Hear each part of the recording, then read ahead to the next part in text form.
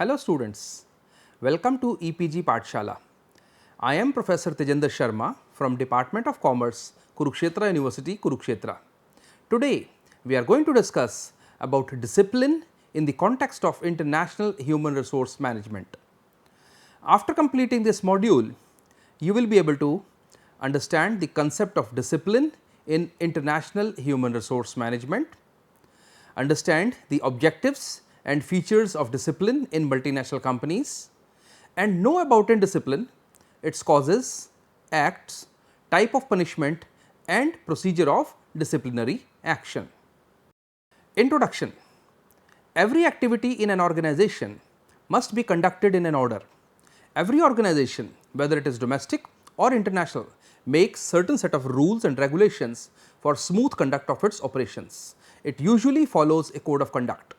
If an employee does not adhere to these rules or regulations or code of conduct, disciplinary action is taken against such an employee. Hence, discipline is used as a tool for implementation of rules and regulations of an enterprise so that it can operate and function smoothly. In the words of Richard D. Calhoun, discipline may be considered as a force that promotes individuals or groups to observe the rules, regulations and procedures which are deemed to be necessary for effective functioning of an organization. Students, just like domestic organizations, multinational companies also have their rules and regulations which are generally framed by the head office to follow in every country of operation with more or less moderation as per internal and external environment of the host country. Organizations frame rules and regulations so that the organizational goals can be achieved effectively. Employees working in multinational companies, whether home country nationals, host country nationals or global nationals, have to follow these rules and regulations in a very strict manner, and this is what we call as discipline. Every employee must be in discipline, which means that he or she should follow the rules and regulations of the organization. According to Spiegel, discipline is necessary for the achievement of organizational goals. Students, let us try to know little more about discipline. Discipline is of two types. One is a positive discipline and second is a negative discipline. Positive discipline happens when the individuals and the groups willingly observe the instructions issued, whereas negative discipline is a one where the management of an organization has to exert pressure on the individuals or the groups to observe the rules and regulations. The pressure may be exerted by fear or by punishment. Features and characteristics of discipline. Students, discipline has 5 characteristics. One is the self control, the punitive approach, the negative approach, universal approach and the goal oriented approach. Let us try to understand each one of them. Self control. Discipline helps a person to have self control on his or her observance of the rules and regulations of an organization so that organizational goals can be achieved effectively and efficiently. Second is the punitive approach. Discipline is a punitive approach. It has a system of penalties or punishments for those who do not observe the discipline or ignore the rules and regulations of the organization. The third characteristic of discipline is the negative approach. Discipline is termed as a negative approach as it tells which activities are to be done and which are not to be done. Another characteristic of discipline is the universal approach. Discipline is a universal approach because it is a part of every organization, whether it is domestic or foreign.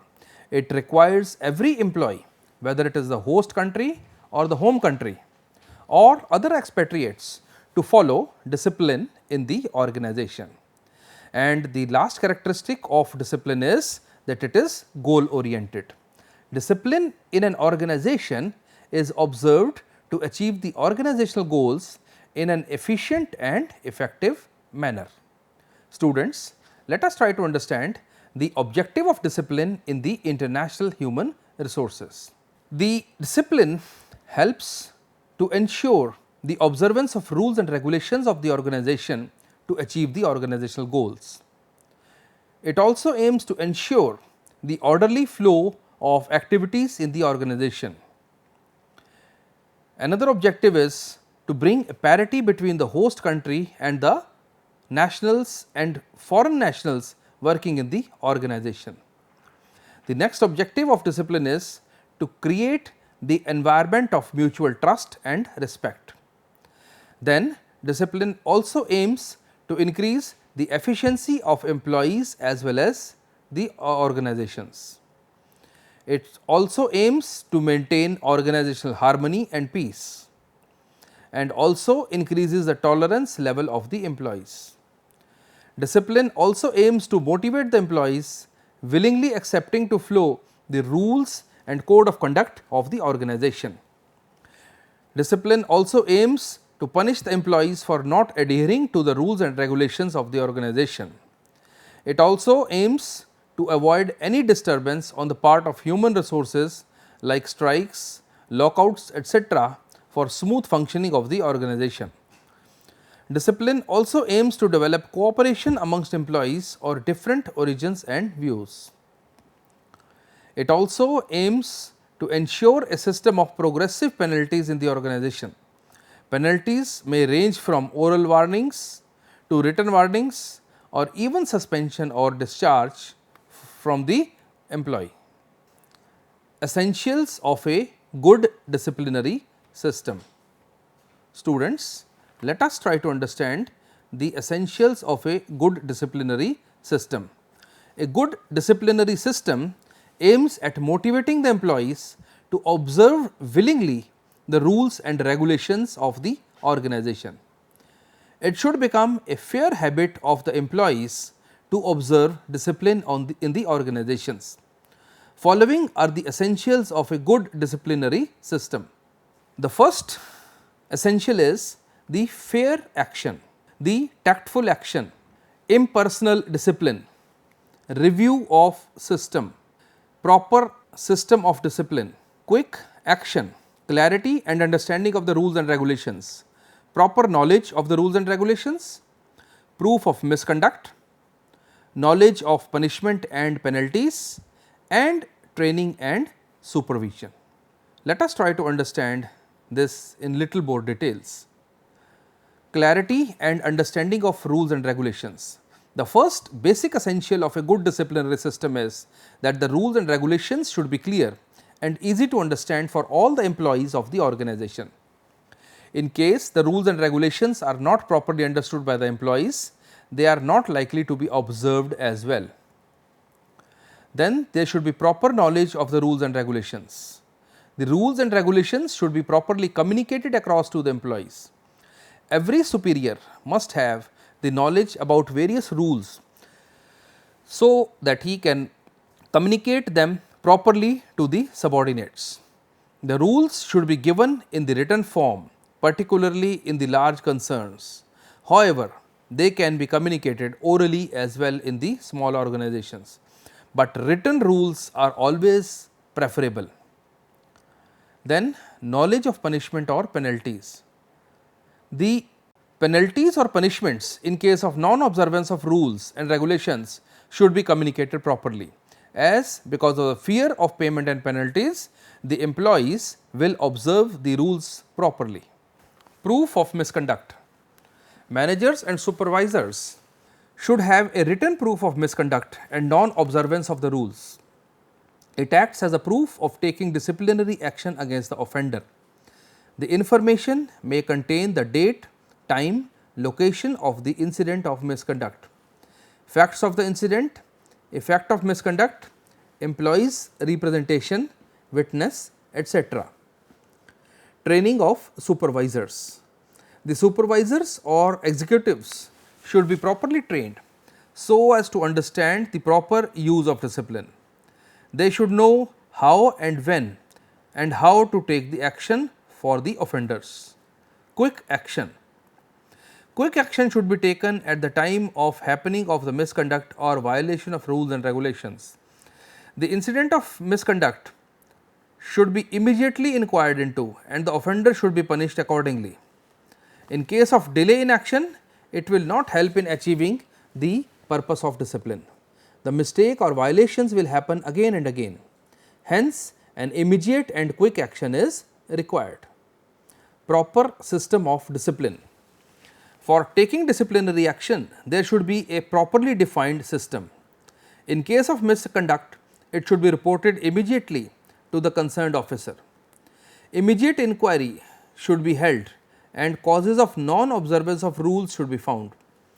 The offender should be inquired properly to gather all possible facts about the incident. The past record of the offender should also be checked. It should be given a chance to give his representation. After gathering all facts about the incident, proper action should be taken so that the repetition of violation of discipline can be avoided. Fair action. The action taken against the offender should be fair. All employees should be treated equal for taking disciplinary action. Violation may be done by a fourth class employee or a white collar employee. Same treatment should be given to them. There should not be any distinction between the host country employee and the expatriate.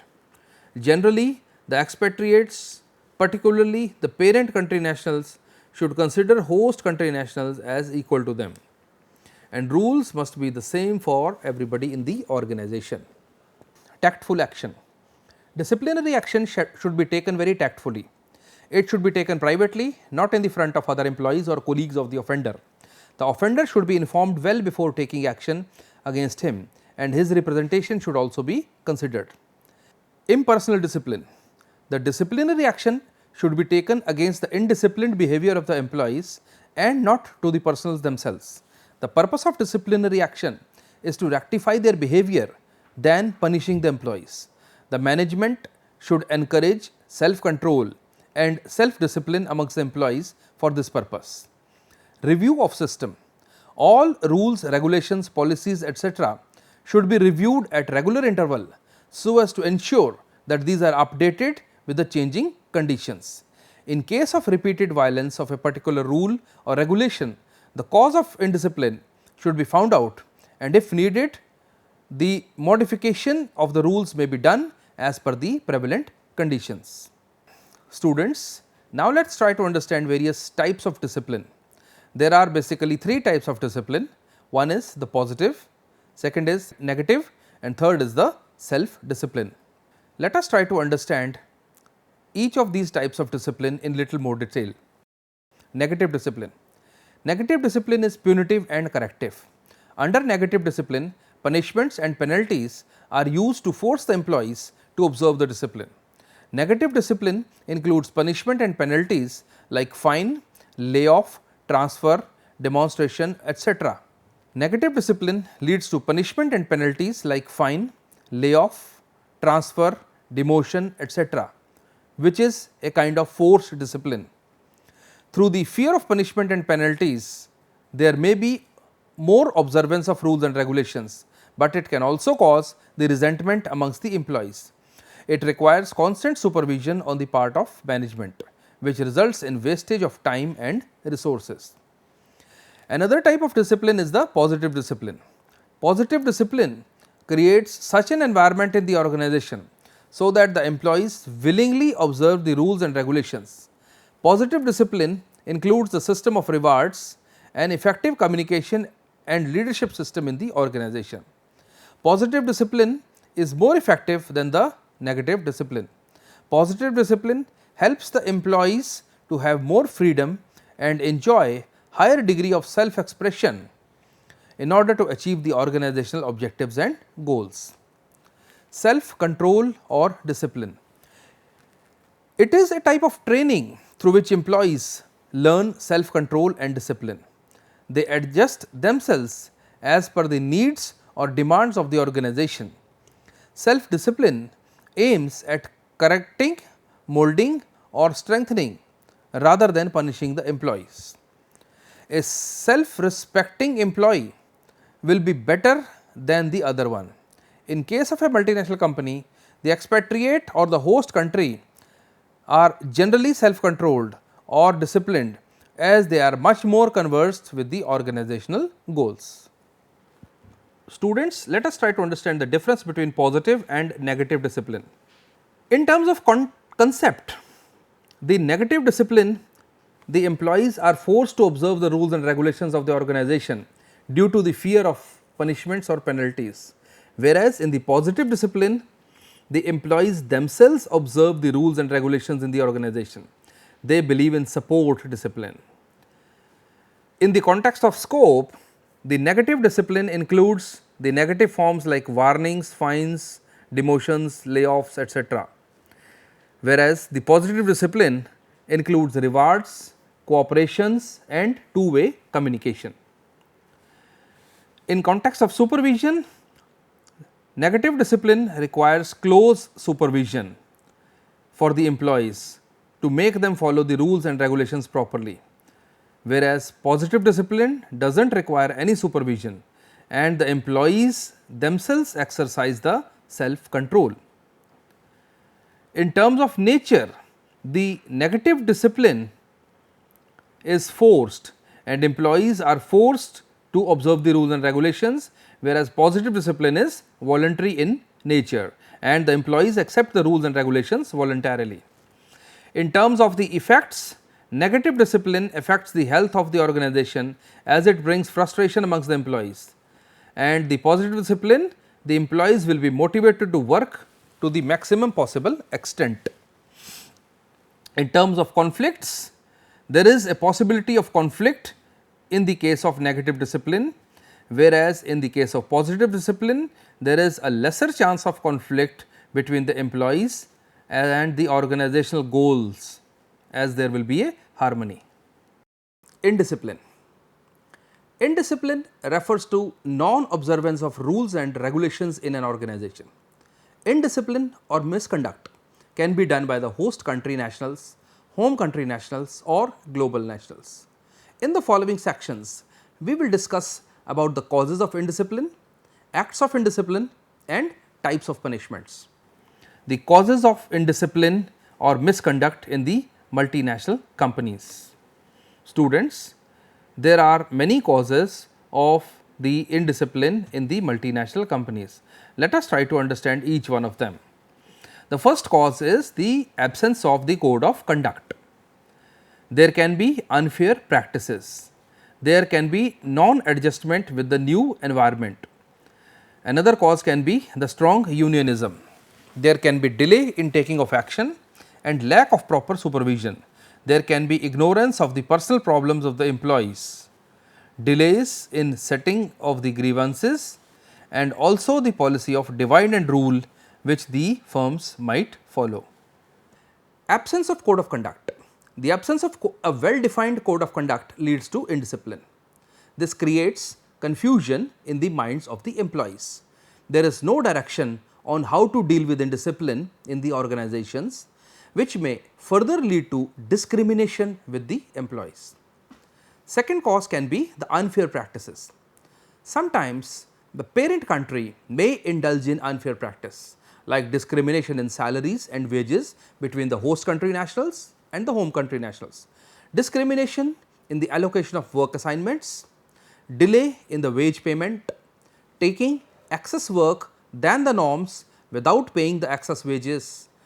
The unfair practices of the multinational companies usually result into indiscipline. Non-adjustment with the new environment. This is also another reason of indiscipline in the firms. The expatriates may not be able to observe the rules and regulations of the organization due to non-adjustment with the new environment in the host country. There can be ignorance on the part of management to attend to their personal problems, which may also lead to indiscipline, as the problems will affect the performance of the employees. Hence, management should give proper attention to the personal problems of the employees also. Another reason of indiscipline can be strong unionism. Multinationals operating in host country devising out rules and regulations without consulting the union may face the problem of indiscipline. The unions in these countries are very strong and they can create problems for the people who are working in the multinational companies in such situations. Then another cause of indiscipline is the delay in taking action. In case of indiscipline, if the management does not take immediate action, it may lead to further indiscipline. Indiscipline may become a habit of the employees in lack of taking of action or no action or delayed action. Another cause is the lack of proper supervision. In case of lack of proper supervision, indiscipline will be more. Another reason can be lack of knowledge on the part of supervisors as to how to take disciplinary action, or lack of clarity about the rules and regulations of the concern. This can also lead to indiscipline. Also, if the supervisors or executives themselves are not following the rules and regulations properly, it will boost the subordinates also to indulge in unwanted activities.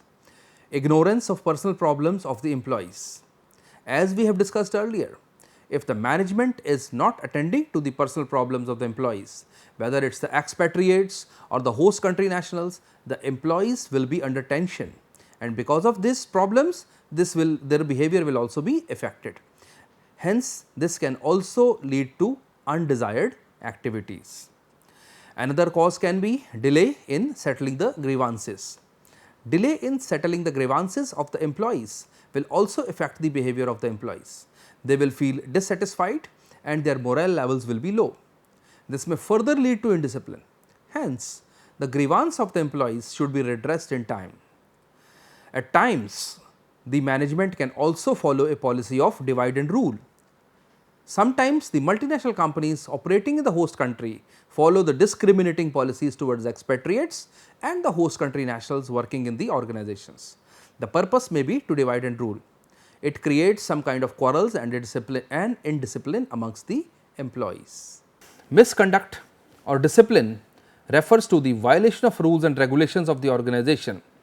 When the employees do not observe these rules and regulations and are indulged in unwanted or undesired activities which may affect the smooth functioning of the organization, then they are said to be indisciplined. Acts of indiscipline or misconduct are as follows. There can be three types of acts of indiscipline. One can be the minor offences, next can be the major offences, and third can be the intolerable offences. Minor offences. Minor acts of indiscipline or misconduct may not look so harmful individually, but can create a havoc when taken together. The example of minor offences are failure to comply with the safety rules, smoking in prohibited areas, non-attending a meeting, non-presence when required, etc. Major offences. Major offences are those offences which have serious impact on the organization. The offences may include direct refusal to carry out the decisions, orders of the managers or supervisors, theft of the office property, and these offences result in the loss of morale as well as loss of the performance and reputation of the organization. The third set is the intolerable offences. These are illegal offences. These result into strained employer-employee relationships. For example, use of weapons, fighting, use of drugs, etc. at the office place. Negative discipline generally requires punishments or penalties. Punishments should be according to the extent and type of the offence. For example, for minor offences, minor punishment should be given, and for major offences, there should be major punishments. Following are some of the types of punishments. In terms of minor punishments, there can be oral reprimand, there can be written reprimand. Similarly, there can be loss of privileges or facilities, or the fine can be imposed. Amongst the major punishments, the major punishment can be withholding the promotion, demotion, repatriation, or discharge and dismissal. Let us try to understand them in little more details. The minor punishments are further explained as follows. Oral reprimand means giving oral warning to the offender. This type of punishment is given for minor offences. In this, generally oral warning is given for not repeating the offence. Such a punishment is given in the case of non-obeyance of safety rules, low performance as compared to standards, etc. Written reprimand. This is a written warning given to the offender. When the employee is repeating the indisciplined act and not changing his habits, then written reprimand is issued. Loss of privileges and facilities. If the employee is not observing discipline, his facilities or privileges may be taken back for a while. Fine. Fine may be imposed on the defaulting employee, as this can be deducted out of his or her remuneration. Major punishments.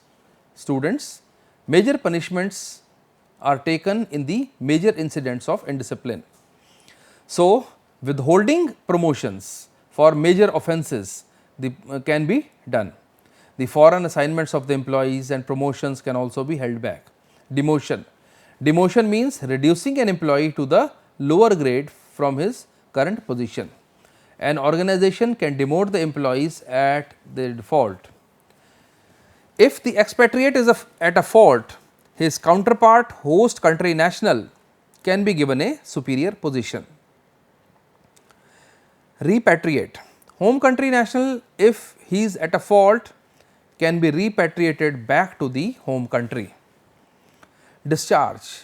An employee can be discharged from his or her job when found guilty of misconduct. Dismissal.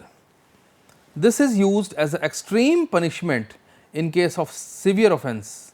In this, the employee loses a job and is not employed again.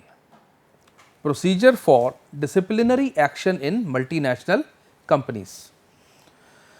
Although there is no specific procedure for taking disciplinary action against the offender, usually disciplinary action consists of the following steps. Although there is no specific procedure for taking disciplinary action against the offender, the disciplinary procedure taken by the multinational company generally consists of the following steps. Students, let us understand the procedure for disciplinary action in the multinational companies. The first step for taking disciplinary action is the preliminary investigation. Then next step is to issue the charge sheet. Third step is explanation of the offender. After the explanation of the offender, the next step is issuing a show cause notice. After the show cause notice, there can be suspension of the offender and there can be the notice of inquiry. Then there can be conduct of inquiry, then recording findings of the inquiry, and a final order can be passed. After the disciplinary action is taken, there should also be a follow up of the action that has been taken. Preliminary investigation.